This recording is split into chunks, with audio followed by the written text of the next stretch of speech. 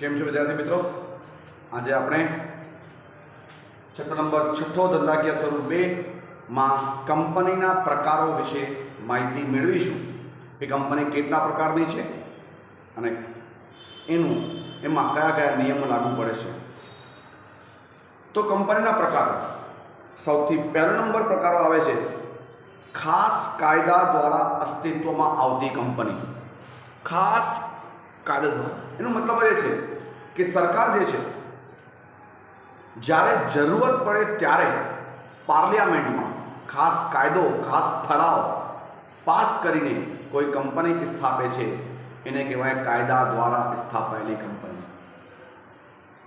પાર્લિયામેન્ટમાં અલગથી સભા બોલાવવામાં આવે, સભા બોલાવીને એમાં ઠરાવ પાસ કરવામાં આવે, બધાની સહેમતિ લેવામાં આવે સાંસદોની, અને ઘણી પ્રકારે તો ખાસ કાયદા દ્વારા સંસદ અથવા વિધાનસભામાં કાયદો પસાર કરીને, ઠરાવ પસાર કરીને નવી કંપની નિમવામાં આવે છે સરકાર દ્વારા, એને કહેવાય છે ખાસ કાયદા દ્વારા અસ્તિત્વમાં આવતી કંપની। જેમ LIC અને રિઝર્વ બેંક ઓફ ઇન્ડિયા, તમને ખ્યાલ હોવો જોઈએ કે આ બે બહુ જાણીતી કંપનીઓ છે। LIC life insurance company and reserve bank of India is also a banking company. આ બંને સંસદ વિધાનસભામાં ખાસ કાયદા દ્વારા ખાસ કાયદો પસાર કરીને અસ્તિત્વમાં આવેલી કંપનીઓ છે। તમને બેટા હું પહેલાં સમજાવી દઉં, તમને કદાચ ખ્યાલ નહીં હશે કે LIC સૌથી પહેલાં પ્રાઇવેટ કંપની હતી, જે તમે આજે જાહેર કંપની અને પ્રાઇવેટ કંપનીની કોમ્બિનેશન માનો છો। એકચ્યુઅલી એ પહેલાં પ્રાઇવેટ કંપની હતી, પણ એ સમાજ જોડે બંધાયેલી એક કંપની છે, વીમાઓ આપે છે અને સમાજનો હિત એમાં છે। એટલા માટે સરકારે ખાસ કાયદો પસાર કરીને આ કંપનીમાં પોતાનો હિસ્સો વધાર્યો અને પોતે પણ કંપનીમાં ભેગું થઈને કામ કરે છે। કારણ કે કોઈ પણ સમાજને ભવિષ્યમાં નુકસાન ન પહોંચે એના માટે દેખરેખ કરવા માટે। તો એવી રીતે ખાસ કાયદા દ્વારા અસ્તિત્વમાં આવેલી કંપની। નેક્સ્ટ છે બેટા સંખ્યાની દ્રષ્ટિએ। હવે જો સંખ્યાની દ્રષ્ટિએ એક છે જાહેર કંપની। જાહેર કંપની એટલે કે સરકારી કંપની। તમને કહો જાહેર એટલે સરકારી કંપની। તો સંખ્યાની દ્રષ્ટિએ આપણે વાત કરીએ તો સૌથી પહેલાં છે જાહેર કંપની। તો વાંચીએ એના માટે કે આ એક જાહેર કંપની છે જેમાં ઓછામાં ઓછા 7 સભ્યો, આપણે લાક્ષણિકતામાં સમજ્યું હતું કે ઓછામાં ઓછા 7 સભ્ય, વધુમાં વધુ અમર્યાદિત સભ્ય હોઈ શકે છે। અને આ કંપનીના શેર ખરીદવા માટે જાહેર જનતાને આમંત્રણ આપવામાં આવે છે। સરકાર હંમેશા જ્યારે પણ જાહેર કંપની શરૂ કરે તો પબ્લિકને આમંત્રણ આપે કે તમે અમારી કંપનીમાં એટલે સરકારમાં નિવેશ કરી શકો છો। તો મિનિમમ 7 સભ્ય, મેક્સિમમ અમર્યાદિત સભ્ય દ્વારા સ્થાપાયેલી કંપની, જેને જાહેર કંપની કહેવાય છે, શેર ખરીદવા માટે જાહેર જનતાને આમંત્રણ આપવામાં આવે છે। અને એના અંદર હવે જાહેર કંપનીના અંદર 3 પ્રકારની કંપનીઓ છે। એક છે શેર મૂડીથી મર્યાદિત જવાબદારી, આપણે ડિસ્કસ કર્યું છે। મર્યાદિત જવાબદારી કેટલી મર્યાદિત? મર્યાદા પણ 2 હોય છે। એક શેર મૂડીથી મર્યાદિત, એનો મતલબ સભ્યોએ જેટલા શેરમાં નિવેશ કર્યું છે, જો કંપનીનું દેવું વધી જશે તો જેટલો શેરમાં રોકાણ કર્યું છે એટલું જ નુકસાન થશે, એના કરતાં વધારે અંગત મિલકતમાંથી વસૂલવામાં આવશે નહીં। સભ્યોની અંગત મિલકતમાંથી વસૂલવામાં આવશે નહીં। ફક્ત કેટલું નુકસાન થશે, કેટલું ભરપાઈ કરવું પડશે, જેટલા રોકાણ કર્યું હશે એટલું, એને કહેવાય શેર રોકાણની દ્રષ્ટિએ। સેકન્ડ નંબર છે બાંયધરીની દ્રષ્ટિએ। બાંયધરીમાં શું હોય છે કે સભ્યોએ કંપની શરૂ કરતા પહેલા બાંયધરી આપેલી હોય છે કે અમે આટલું તો નિવેશ કરીએ છીએ, શેર તો અમે આટલા ખરીદીશું, એટલે આટલું નિવેશ તો છે જ છે, છતાંય જો દેવું વધી જશે તો હજુ અમે આટલા રૂપિયા સુધી ભોગવવા માટે તૈયાર થઈએ, એવી અમે બાંયધરી લઈએ છીએ। ધારો કે હું સભ્ય છું અને મેં શેર ખરીદ્યા 50 લાખના, તો જો કંપની ડૂબશે તો 50 લાખ તો મારા ગયા, પણ છતાંય હું બાંયધરી લઉં કે આના સિવાય પણ જો હજુ 20 લાખ રૂપિયા વધારે ભોગવવા પડશે તો હું ભોગવીશ, તો એને કહેવાય છે કે બાંયધરી લીધી, એટલે એ બાંયધરીથી મર્યાદિત કંપની કહેવાય।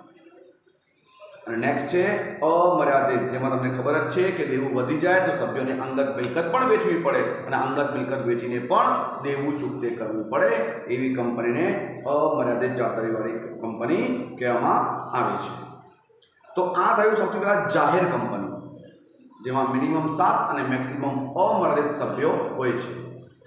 હવે જાહેર કંપની પછી આવે છે ખાનગી કંપની. ખાનગી કંપની એટલે ફરીથી એવી રીતે જેમાં મિનિમમ 2, ઓછામાં ઓછા 2 સભ્ય પણ વધુમાં વધુ 200 સભ્ય સુધી સભ્ય સંખ્યા મર્યાદિત હોય છે. ઓછામાં ઓછા 2 અને વધુમાં વધુ 200, બરાબર. અને આમાં શેરની ફેરબદલી ખરીદ વેચાણ ઉપર નિયંત્રણ હોય છે, કારણ કે પ્રાઇવેટ કંપની છે. ઓકે, હવે આમાં પણ ફરી એ 3 છે જે તમે આગળ સમજાયું.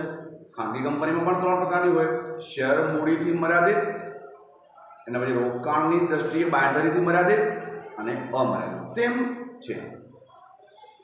નેક્સ્ટ આવશે એક વ્યક્તિ કંપની. એક વ્યક્તિ કંપની એટલે જેમાં એક જ સભ્ય હોય, જેમાં સભ્ય સંખ્યા કેટલી હોય? એક જ. એને કહેવાય એક વ્યક્તિ કંપની. અને આ કંપની બહુ લેટેસ્ટ નિયમ 2013ના અધિનિયમ જે કંપની એક્ટ છે એમાં આની નવા સ્વરૂપે સ્થાપના થઈ અને એના પ્રોવિઝન્સ થયા છે. પહેલાં આવા પ્રકારની કંપનીને કોઈ મંજૂરી નહોતી, પણ હવે છે. તો જુઓ આમાં લખેલું છે બેટા, એક માણસની કંપની એટલે એક કંપની જેમાં એક જ વ્યક્તિ સભ્ય છે.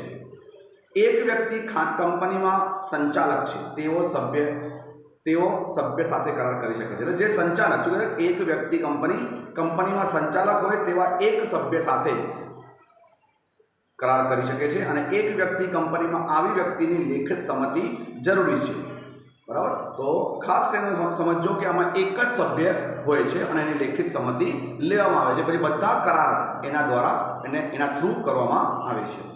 આ ઉપરાંત કંપની નોંધણી વખતે પણ આવેદનપત્ર અને નિયમનપત્ર કંપની રજિસ્ટ્રાર સમક્ષ રજૂ કરવા પડે છે. એક વ્યક્તિની જોગવાઈ 1956માં ન હતી, પરંતુ 2013ના કાયદામાં ખાનગી કંપનીમાં એક વ્યક્તિની રચના થઈ છે. તો અહીંયા સેકન્ડ નંબર જે આપણે સભ્યોની દ્રષ્ટિએ જાહેર કંપની, ખાનગી કંપની અને એક સભ્યની કંપની આપણે વાંચ્યા. હવે ત્રીજો નંબર છે વર્ચસ્વની દ્રષ્ટિએ. તો વર્ચસ્વ કોનું હોય? એક તો સરકારી કંપની. સરકારી કંપની એટલે જેમાં ઓછામાં ઓછા 51% મૂડી સરકાર પાસે હોય. એ સરકાર કંઈ પણ હોય, local government, state government, central government, કોઈ પણ ગવર્મેન્ટ પાસે 51% અથવા 2 સરકાર ભેગા થઈને, ગુજરાત સરકાર અને મહારાષ્ટ્ર સરકારને ભેગા થઈને 51%થી વધારે મૂડી હોય કંપનીમાં. તો 51%થી વધારે, ઓછામાં ઓછા 51% મૂડી જો સરકારના હસ્તક હોય એને કહેવાય છે સરકારી કંપની. બેલ એટલે ભારત હેવી ઇલેક્ટ્રોનિક્સ લિમિટેડ, આ એક કંપની છે. MTNL તમે સાંભળ્યું હશે, જેમ BSNL છે એમ MTNL છે, મહાનગર ટેલિફોન નિગમ લિમિટેડ. ઠીક છે બેટા. નેક્સ્ટ છે શાસક કંપની. ધ્યાનથી સમજો બેટા, શાસક કંપની. શાસક કંપની કોને કહેવાય? એક કંપની, ધારો કે એક કંપનીને બીજી કંપનીના મિનિમમ 50% શેર હોલ્ડિંગ છે. ધારો કે મારી કંપની છે અને મને એક બીજી કંપનીના 50% અથવા એના કરતાં વધારે શેર મારા પાસે હોય તો હું કોણ કહેવાઉં? હોલ્ડિંગ. કારણ કે મેજોરિટી મારા પાસે છે બીજી કંપની, એને મને હોલ્ડિંગ કહેવાય, એટલે હું શાસક કહેવાય. બધા નિર્ણયમાં મારો વર્ચસ્વ થાય, બરાબર બેટા. તો શાસક કંપની એટલે કે એક કંપની જે બીજી કંપનીના 50% કરતાં વધુ શેર ધરાવતું હોય, બરાબર. અને કંપનીના બહુમતના સંચાલકોની નિમણૂકોના આધાર ધરાવતી હોય તેવી શાસક કંપની કહેવાય છે. કંપનીના બહુમતી સંચાલકોની નિમણૂક અધિકાર ધરાવતી હોય. નેચરલી છે કે 50% શેર મારા પાસે હશે, મિનિમમ 50% કરતાં વધારે, તો બીજી કંપનીના સંચાલકો પણ હું જ બહુમતીથી નક્કી કરી શકું છું. એટલે બધા નિયમો એ પસાર કરી શકે છે, કારણ કે એના પાસે 50%થી વધારે મૂડી છે. હવે ગૌણ કંપની એટલે કે કંપની જો 2 નિયમ, એક તો 50%થી વધુ શેર શાસક કંપની ધરાવતી હોય અને જે કંપનીમાં બહુમતી સંચાલકોનું નિમણૂક કરવાનો અધિકાર શાસક કંપનીનો હોય તે કંપનીને ગૌણ કંપની. એટલે આ વન કાઇન્ડ ઓફ શાસક જેવું જ થયું કે 50% કરતાં વધારે શેર શાસક કંપની પાસે હોય અને એ કંપનીના બધા સંચાલકો નિમણૂક કરવાની બહુમતીનો અધિકાર શાસક કંપની પાસે હોય, એ કંપનીને ગૌણ કંપની કહેવાય છે. હવે આવે નોંધણીની દ્રષ્ટિએ. તો નોંધણીની દ્રષ્ટિએ 2 છે. એક છે ભારતીય કંપની, એક વિદેશી કંપની. નામથી જ ઓળખાય છે. ભારતીય કંપની એટલે એવી કંપની જેનું રજિસ્ટ્રેશન, નોંધણી ભારતમાં થઈ હોય. નોંધણીનું સર્ટિફિકેટ ભારતમાંથી મેળવ્યું હોય એવી કંપનીને ભારતીય કંપની કહેવામાં આવે છે. જો લખ્યું છે જેની નોંધણી ભારતમાં ભારતીય કાયદા હેઠળ સંસદે પસાર કરેલા ખાસ કાયદા હેઠળ થાય તેવી કંપનીને ભારતીય કંપની કહેવાય છે. એટલે ટૂંકમાં નોંધણી ભારતમાં થવી જોઈએ. કંપની સ્ટાર્ટિંગ એનું નોંધણી પત્રક ભારતમાં હોય તો એવી કંપનીને ભારતીય કંપની કહેવાય છે. જ્યારે કે વિદેશી કંપની એટલે અંડરસ્ટુડ છે કે જે કંપનીની નોંધણી જે છે એ ભારતની બહાર થઈ હોય, નોંધણી ભારતની બહાર થઈ હોય એવી કંપનીને વિદેશી કંપની કહેવામાં આવે છે.